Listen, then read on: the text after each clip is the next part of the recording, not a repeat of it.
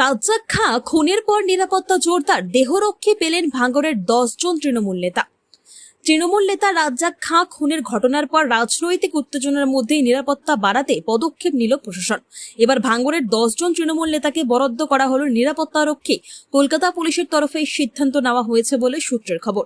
নিরাপত্তা পাওয়া নেতাদের মধ্যে রয়েছেন সাবিরুল ইসলাম, জাগুলগাছি অঞ্চল তৃণমূল সভাপতি, রাকেশ রায় চৌধুরী আইএনটিটিউসির ভাঙড় 1 নম্বর ব্লক সভাপতি, অহেদুল ইসলাম চালতা বেরিয়া অঞ্চলের কনভেনার, নিজামুদ্দিন মোল্লা চালতা বেরিয়া গ্রাম পঞ্চায়েতের প্রধানের স্বামী ও ভাঙড় বিধানসভা কমিটির সদস্য, মমিনুল ইসলাম ভাঙড় 2 নম্বর পঞ্চায়েত সমিতির মৎস্য ও প্রাণী সম্পদ দপ্তরের কর্মাধ্যক্ষ।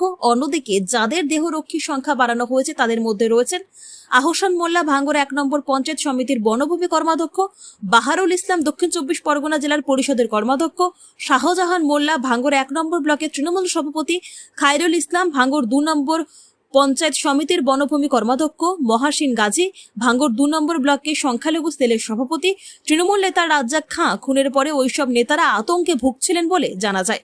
তাদের অনেকেই সোশ্যাল মিডিয়ায় পোস্ট করে নিজেদের নিরাপত্তা পাওয়ার কথা প্রকাশ্যে আনেন।